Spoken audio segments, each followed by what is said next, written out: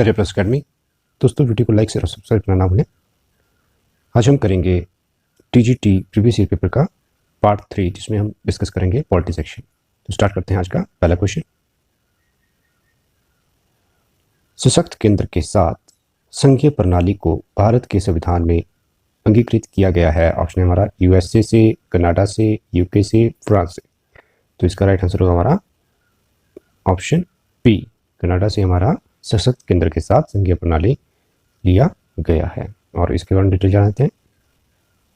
तो यूएसए से हमारा लिया गया है मौलिक अधिकार, न्यायिक पूर्वावलोकन, उपराष्ट्रपति एवं उच्चतम व उच्च न्यायालय के न्यायाधीशों को हटाने की विधि, वित्तीय आपातकाल, संविधान की सर्वोच्चता, न्यायपालिका की स्वतंत्रता, निर्वाचित राष्ट्रपति, उन पर महाभियोग। जो भी महाभियोग है हमारे वो लिए गए हमारे संयुक्त राज्य अमेरिका से, चाहे वो राष्ट्रपति को या उच्चतम न्यायालय के न्यायाधीशों पे महाभियोग किए जाते हैं, वो हमारे यूएसए से लिए गए। ब्रिटेन से लिए गए हमारे सात्मक शासन प्रणाली, एकल नागरिकता, विधि निर्माण प्रक्रिया लिए गए हमारे ब्रिटेन से। और आयरलैंड से लिए गए हमारे नीति निर्देशक सिद्धांत, राष्ट्रपति के निर्वाचन मंडल की व्यवस्था, राष्ट्रपति द्वारा राज्यसभा के ख्याति प्राप्त व्यक्तियों का निर्णय और आपातकालीन उपबंध। तो राष्ट्रपति के द्वारा हमारे 12 सदस्य चुने जाते हैं राज्यसभा में, उनका वर्णन किया गया हमारा संविधान से। राष्ट्रपति के द्वारा राज्यसभा में ख्याति प्राप्त व्यक्तियों का मनोनयन और आपातकाल उपबंध लिए गए हमारे आयरलैंड से। ऑस्ट्रेलिया से लिए गए हमारा प्रस्तावना की भाषा, संबंधित सूची का प्रावधान, केंद्र और राज्यों के बीच में संबंध और शक्तियों का विभाजन लिए गया हमारा ऑस्ट्रेलिया से। और जर्मनी से लिए गया हमारा आपातकाल के दौरान राष्ट्रपति को मौलिक अधिकार संबंधी शक्तियां ली गई हमारे जर्मनी से। तो आपातकाल लिया गया हमारा जर्मनी से। कनाडा से हमारा अभी हमने किया कि संघात्मक विशेषताएं और अवशिष्ट शक्तियां केंद्र के पास, ये हमारा कनाडा से। और दक्षिण अफ्रीका से हमारे संवैधानिक स्वतंत्र प्रक्रिया का प्रावधान लिया गया है। रूस से हमारे मौलिक कर्तव्य लिए गए हैं। और जापान से विधि द्वारा स्थापित प्रक्रिया ली गई है। तो बहुत राज्यों में विधान परिषद के गठन की प्रक्रिया भारत के संविधान के किस अनुच्छेद में व्याख्यायित है। तो ऑप्शन हमारा 69 में, 169 में, 269 में, 369 में। तो इसका राइट आंसर होगा हमारा ऑप्शन बी, 169 अनुच्छेद में हमारे विधान परिषद का वर्णन किया गया है। और 170 हमारे विधान सभा का वर्णन किया गया है। बहुत इंपॉर्टेंट है। नेक्स्ट क्वेश्चन बढ़ते हैं। मंत्रिपरिषद किसके प्रति जवाबदेही है। ऑप्शन हमारे संसद के प्रति, भारत के राष्ट्रपति, लोकसभा अध्यक्ष, इनमें से कोई नहीं। जो हमारी मंत्रिपरिषद होती है वो जवाबदेही होती है हमारी लोकसभा के प्रति। तो इसमें ऑप्शन आएगा हमारा ऑप्शन डी, इनमें से कोई नहीं। यह ऑप्शन हमारा लोकसभा अध्यक्ष है, लोकसभा नहीं है। तो इसका राइट आंसर हमारा ऑप्शन डी, इनमें से कोई नहीं। जो काउंसिल ऑफ मिनिस्टर है वो लोकसभा के प्रति ही जवाबदेही होती है उनकी। नेक्स्ट क्वेश्चन करते हैं। कोई विधेयक धन विधेयक है अथवा नहीं, यह कौन निर्णित करता है। तो ऑप्शन हमारे लोकसभा अध्यक्ष, राष्ट्रपति, प्रधानमंत्री, इनमें से कोई नहीं। कोई भी धन विधेयक है या नहीं है, इसको डिसाइड करता है हमारा ऑप्शन ए, लोकसभा अध्यक्ष। नेक्स्ट क्वेश्चन करते हैं। निम्न में से क्या किसी राज्य के उच्च न्यायालय का मुख्य क्षेत्राधिकार नहीं है। ऑप्शन हमारा परामर्शदायी क्षेत्राधिकार, मूल क्षेत्राधिकार, पर्यवेक्षी क्षेत्राधिकार, अपीलीय क्षेत्राधिकार। तो इसका राइट आंसर हमारा ऑप्शन ए, परामर्शीय क्षेत्राधिकार।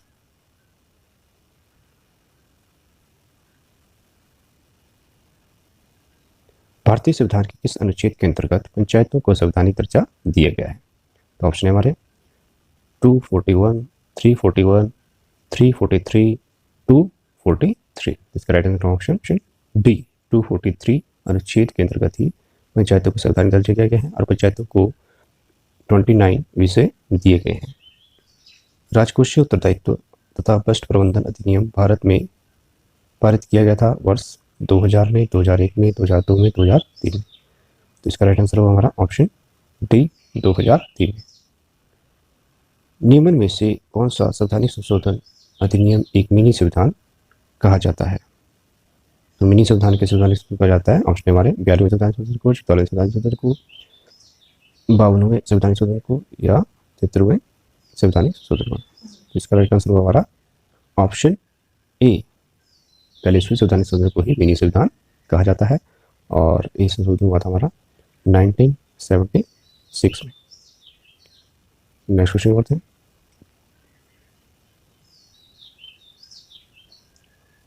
निम्न किस भारतीय राज्य की राष्ट्रीय भाषा अंग्रेजी है? ऑप्शन हमारे नागालैंड, त्रिपुरा, असम, मणिपुर। इसका राइट आंसर हमारा ऑप्शन ए, नागालैंड की राजकीय भाषा है हमारी इंग्लिश। किसी वस्तु का भार कम से कम हो जाएगा जब उसे रखा जाता है। ऑप्शन है हमारे पास उत्तरी ध्रुव पे, दक्षिण ध्रुव पे, मध्य रेखा पे, पृथ्वी के केंद्र पे। तो इसका राइट आंसर होगा हमारा ऑप्शन डी, पृथ्वी के केंद्र पे किसी वस्तु का भार सबसे कम हो जाता है और ज्यादा होता है हमारा ध्रुवों पे। नेक्स्ट क्वेश्चन की बढ़ते हैं।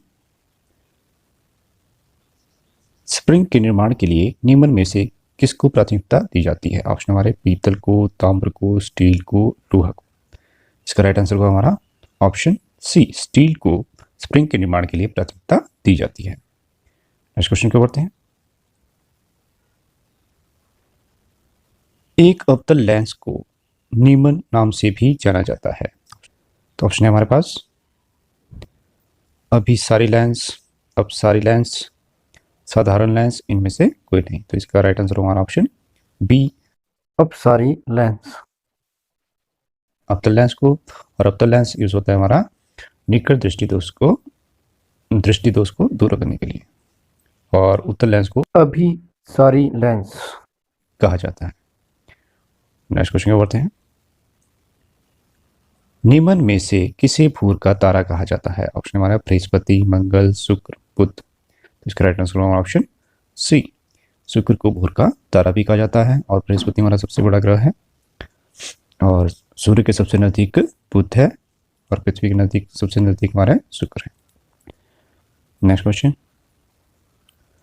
भूप्रपट्टी पर सर्वाधिक बहुलता में पाए जाने वाली धातु है। ऑप्शन हमारा स्वर्ण, रजत, ताम्र, एल्यूमिनियम। तो सबसे ज्यादा कौन सी धातु पाई जाती है हमारी भूमि में? जाती है हमारी एल्यूमिनियम। ऑप्शन डी इसका राइट आंसर। ग्लास को निम्न रूप में उत्तम व्याख्यात किया जाता है। ऑप्शन हमारे ठोस, द्रव, अति शीतित द्रव, अधिधारण यौगिक। तो इसका राइट आंसर हमारा ऑप्शन सी, अति शीतित द्रव के रूप में डिस्क्राइब किया जा सकता है, super cold liquid. Next question. Cellulose एक है। ऑप्शन है हमारे पास प्रोटीन, वसा, हार्मोन, इनमें से कोई नहीं। तो इसका राइट आंसर ऑप्शन डी, इनमें से कोई नहीं।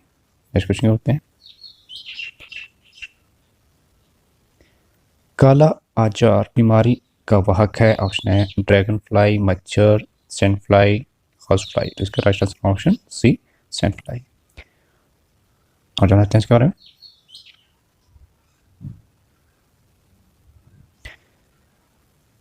ये काला ज्वर है, ये हमारे परजीवियों से होने वाली बीमारी है, परजीवियों के प्रोटोजोआ से होने वाली बीमारी है, और इस परजीवी का नाम है हमारा लिस्मीनिया। यह परजीवी आमतौर पर सैंड फ्लाई के शरीर पे ही रहता है। तो इससे फैलता है हमारा सैंड फ्लाई से, और परजीवी से होने वाली बीमारी है, प्रोटोजोआ से होने वाली बीमारी है, और इस प्रोटोजोआ का नाम है हमारा लिस्मीनिया।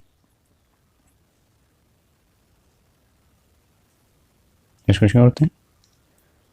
बहुत ही बड़ा क्वेश्चन हमारा एपीकल्चर का संबंध है।